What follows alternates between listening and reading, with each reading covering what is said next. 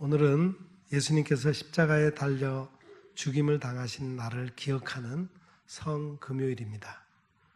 예수님께서는 한밤중에 체포되셔서 밤새 대제사장 가야바 집에서 모인 불법 공회에서 신문을 받으시고 또 빌라도에게 왔다가 또 헤로데게로 또다시 빌라도에게 와서 재판을 받으셨습니다. 한숨도 못 주무시고 지친 상태에서 이리저리 끌려다니면서 신문을 당하셨습니다. 마침내 빌라도가 제사장들의 선동에 의한 유대인들의 그를 십자가에 못 박으소서, 그를 십자가에 못 박으소서라고 하는 그런 외침에 못 이겨서 예수님을 십자가에 못 박도록 내어주고 말았습니다. 예수님은 군인들의 희롱을 받으시고 채찍질을 당하셨으며 마침내 십자가를 지시고 골고다 언덕에 올라가셔서 2명의 강도들과 함께 십자가에 못 박히셨습니다. 그때가 제6시, 즉 현재 시간으로 하면은 낮 12시였습니다.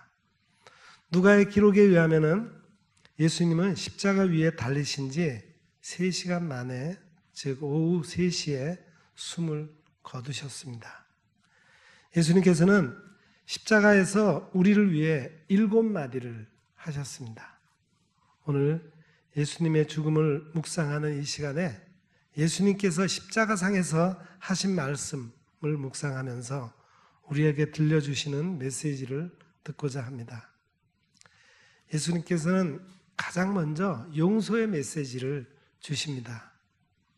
용서는 구원의 시작이요 완성입니다. 그렇기 때문에 예수님께서는 제일 처음 용서의 메시지를 주십니다. 주님은 자기를 십자가에 처하는 병사들을 바라보며 아버지여 저희를 사하여 주옵소서, 자기의 하는 것을 알지 못함이니이다, 그렇게 기도하셨습니다. 십자가에 달리신 예수님의 첫 번째 말씀이 자신을 십자가에 매다는 자들의 죄를 용서해달라고 청원하신 것입니다. 여기서 우리는 예수님께서 이 땅에 오신 그 첫째 되는 목적을 알 수가 있습니다. 예수님은 죄인된 인류를 사하시기 위해서 구원하려 오셨습니다. 두 번째 말씀은 전도와 관련이 있습니다. 회개한 강도가 구원을 간절히 요청했을 때 예수님은 즉각 응답해 주셨습니다.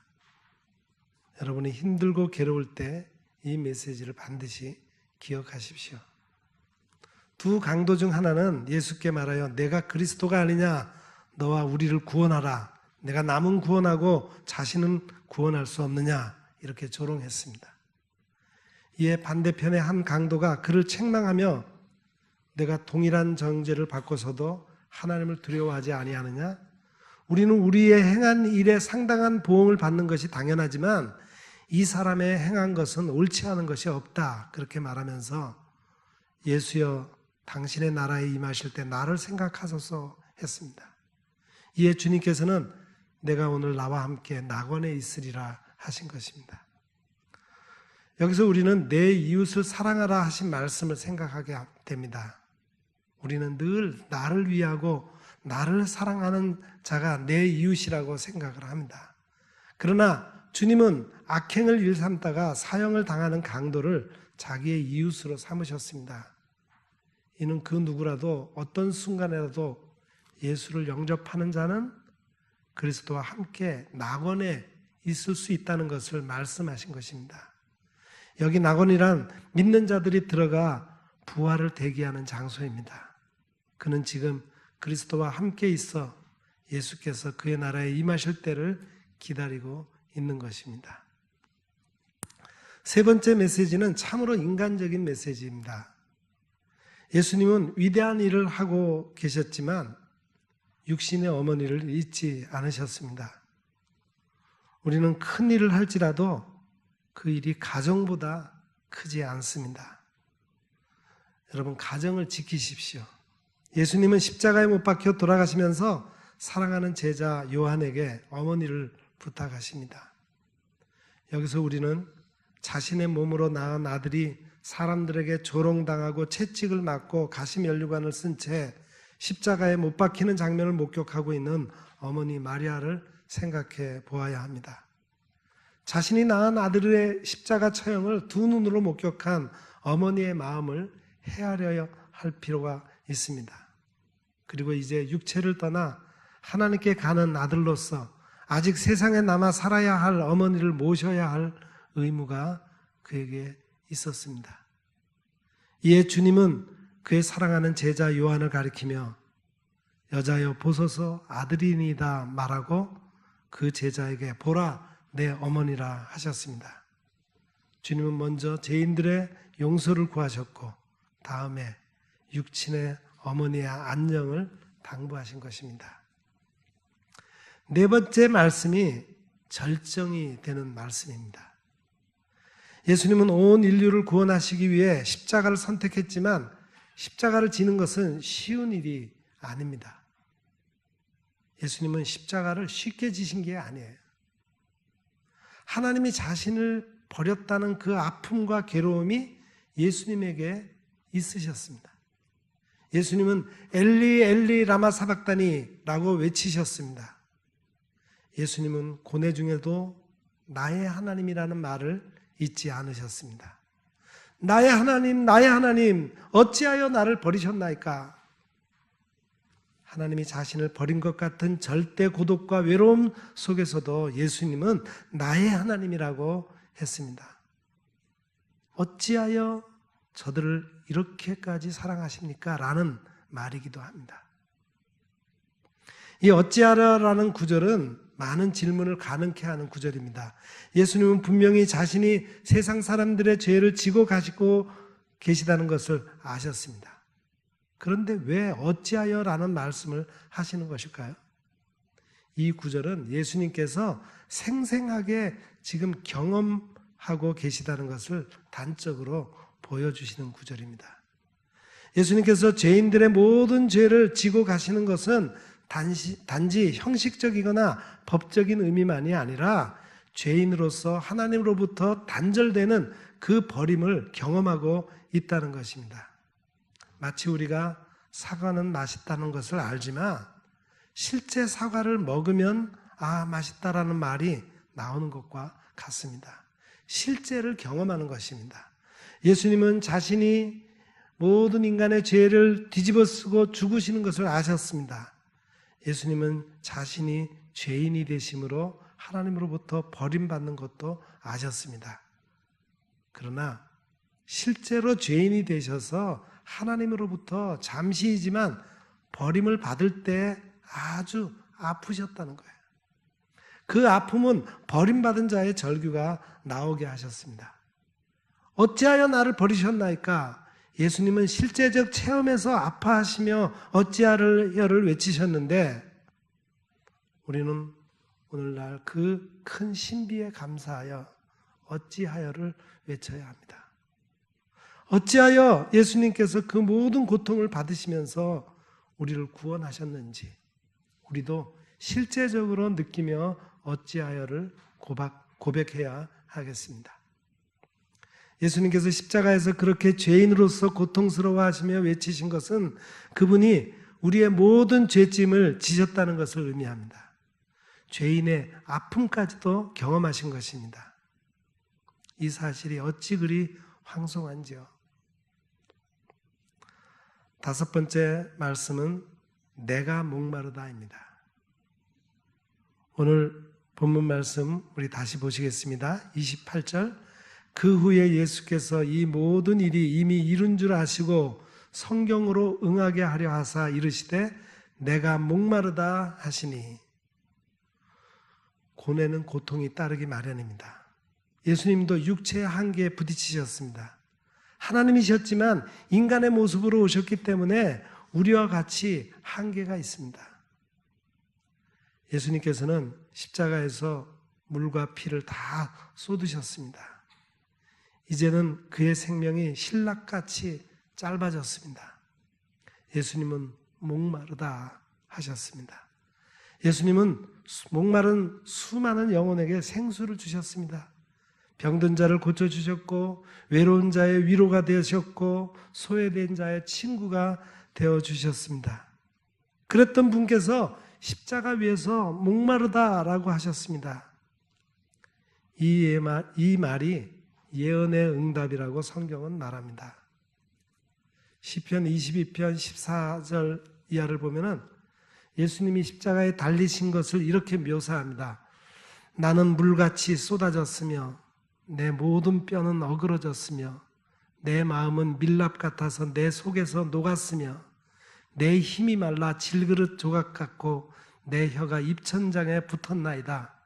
개들이 나를 에워쌌으며 악한 무리가 나를 둘러 내 수족을 찔렀나이다. 예수님은 슈퍼맨이 아닙니다. 우리와 같은 연약한 인간이셨습니다. 예수님도 유혹을 받았습니다. 그분도 피곤하셨고 목마르셨고 배고프셨습니다. 기도할 때 눈물로 기도했고 고뇌했습니다. 우리가 하나님을 믿는다고 모든 것을 다 초월할 수 없습니다. 육체의 한계가 있는 것은 잘못된 것이 아닙니다. 그것은 우리가 인간이라고 하는 증거입니다. 주님의 목마름은 우리의 풍요함입니다. 그분이 수치를 당하고 채찍에 맞았기 때문에 우리가 회복된 것입니다. 이사야 53장 4절 이하를 기억하십시오. 그는 실로 우리의 질고를 지고 우리의 슬픔을 당하였거늘 우리는 생각하기를 그는 징벌을 받아서 하나님에게 맞으며 고난을 당한다 하였노라. 그가 찔림은 우리의 허물을 인하며 그가 상함은 우리의 죄악을 인함이라. 그가 징계를 받음으로 우리가 평화를 누리고 그가 채찍에 맞음으로 우리가 나음을 입었도다. 우리는 다 양 같아서 그릇 행하여 각기 제 길로 갔거늘 여호와께서는 우리 무리의 죄악을 그에게 담당시키셨도다. 이 시간 주님의 고통 때문에 여러분이 치유될 것입니다. 주님의 고난 때문에 여러분이 평화를 누리기를 바랍니다. 십자가는 수치의 상징입니다. 예수님이 내 죄 때문에 십자가에 못 박혀 돌아가셨습니다. 그리고 부활하고 승천했습니다. 우리는 십자가를 보면서 죄 때문에 죽은 나 자신을 보아야 합니다. 나의 어리석음, 질병, 죄, 절망이 십자가에 못 박혀 있는 것입니다. 예수님의 죽음은 내 죽음이요 예수님의 부활은 내 부활입니다. 여섯 번째 말씀은 다 이루었다는 완성의 말씀입니다. 요한복음 19장 30절입니다. 예수께서 신포도주를 받으신 후에 이르시되 다 이루었다 하시고 머리를 숙이니 영혼이 떠나가시니라. 예수님의 마지막 말씀은 다 이루었다는 말씀입니다. 목마르다와 다 이루었다는 말씀은 관련이 있습니다. 말할 수 없는 고통 뒤에 예수님은 다 이루었다고 말씀하십니다. 이 말씀은 구원의 완성을 의미하기 때문에 굉장히 중요합니다. 이 말씀이 없다면 우리의 구원은 불완전할지도 모릅니다. 예수님의 구원에는 부족함이 없습니다. 실수도 없습니다. 예수님의 구원은 완전하고 완벽하고 확실합니다. 고통 중에, 목마름 중에 피와 물을 다 쏟고 인간적인 인내의 한계가 왔을 때 예수님이 혼신의 힘을 다해 내뱉으신 말은 다 이루었다입니다. 헬라어인 이 말은 목적을 이룬 승리자의 외침이라는 뜻입니다. 완성, 이제 드디어 해냈다, 그런 뜻입니다. 이 말은 결코 패배자의 외침이 아닙니다. 그분의 임무는 완성되었습니다. 사도 바울은 골로새서 2장 15절에서 이렇게 말합니다. 통치자들과 권세들을 무력화하여 드러내어 구경거리로 삼으시고 십자가로 그들을 이기셨느니라. 베드로는 베드로전서 3장 18절에서 이렇게 말씀합니다. 그리스도께서도 단번에 죄를 위하여 죽으사 의인으로서 불의한 자를 대신하셨으니 이는 우리를 하나님 앞으로 인도하려 하심이라. 육체로는 죽임을 당하시고 영으로는 살리심을 받으셨으니. 히브리서 9장 11절 12절을 보세요. 거기에는 그리스도께서는 장래 좋은 일의 대제사장으로 오사 손으로 짓지 아니한 것 곧 이 창조에 속하지 아니한 더 크고 온전한 장막으로 말미암아 염소와 송아지의 피로 아니하고 오직 자기의 피로 영원한 속죄를 이루사 단번에 성소에 들어가셨느니라. 구원은 완성되었습니다. 속죄는 완성되었습니다. 더 이상 하실 일이 없습니다.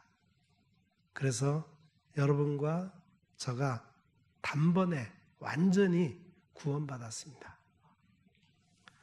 이제 마지막 말씀이 하나가 더 남았습니다. 아버지여 내 영혼을 아버지 손에 부탁하나이다. 누가복음 23장 46절에는 요한복음과 다른 한마디가 기록되어 있습니다.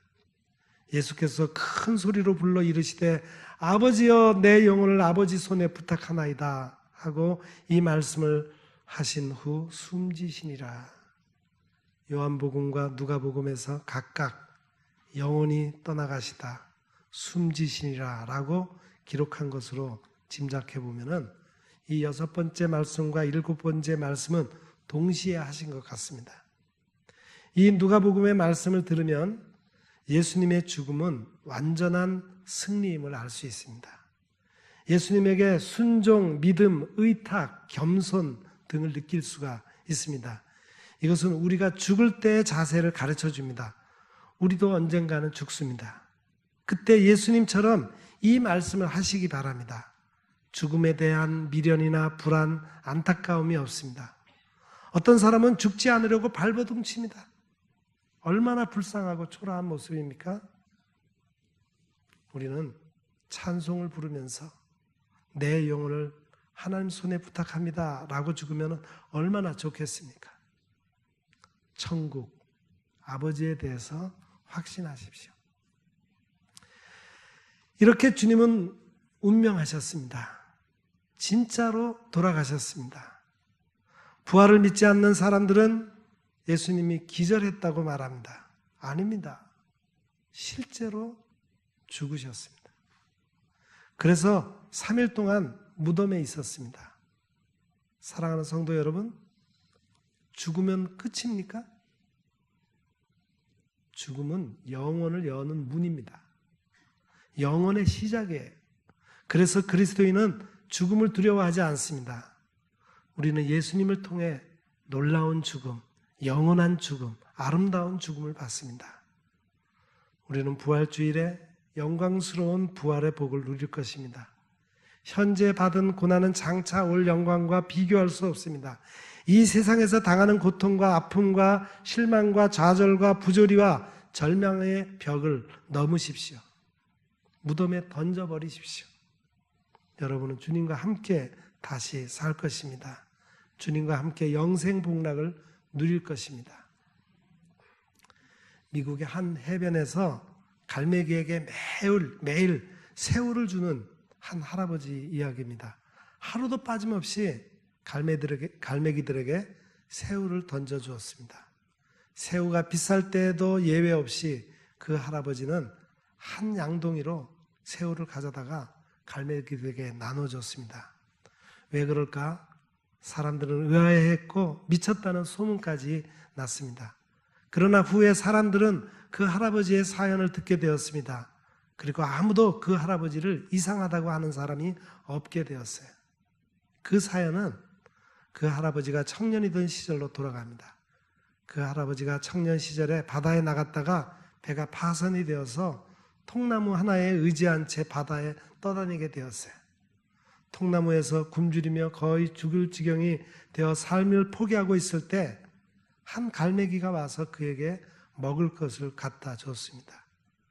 그 이후로도 그 갈매기는 계속 먹을 것을 할아버지에게 갖다 주었고 그 덕에 힘을 얻어서 버틸 수가 있었고 후에 그 할아버지는 구조를 받게 되었습니다. 그 일 이후 할아버지는 그 갈매기에게 감사하는 마음으로 갈매기들에게 새우를 주기 시작한 것입니다.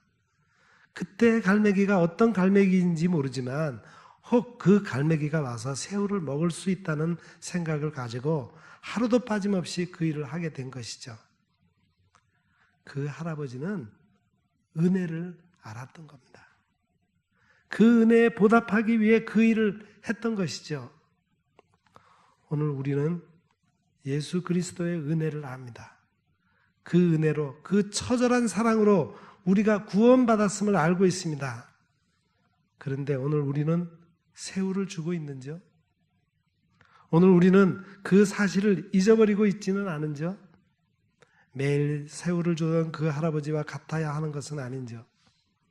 그 할아버지는 그 갈매기가 먹는다는 확신도 없으면서 매일 새우를 줬는데 우리는 매일 하나님의 진리를 행하기 위해 용기를 가지고 살고 있는지요? 사랑하기 위해서는 수고해야 합니다. 사랑하기 위해서는 용기가 있어야 합니다. 예수님의 그 처절한 사랑을 알기를 원합니다. 그 은혜를 아는 사람 되기를 바랍니다. 매일 그 은혜를 기억하며 사십시다. 그 은혜 때문에 우리가 어떤 일을 행하면 그것은 단지 주는 것으로 끝나지 않고 또 자신에게 더 큰 은혜로 돌아오는데도 불구하고 오늘날 우리는 그 은혜를 너무 무시하고 살고 있지는 않은지요. 예수님의 마지막 성금요일의 모습을 보시며 우리가 그 사랑을 마음으로 깨닫는 사람들이 되기를 바랍니다.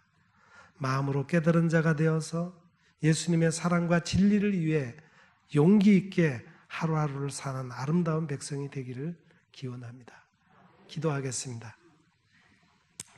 우리를 사랑하셔서 아들을 십자가에 내어주시어 대신 죽게 하신 하나님 아버지의 사랑에 감사를 드립니다. 아버지의 뜻에 순종하셔서 그 고통스러운 십자가를 지심으로 우리를 용서하시고 구원하시는 하나님의 계획을 완성하신 예수님을 찬양합니다. 주님이 십자가 위에서 하신 7마디의 말씀을 기억하며 우리도 이 땅에서 하나님이 원하시는 삶을 완성하며 살게 하옵소서. 예수님의 이름으로 간절히 기도드립니다.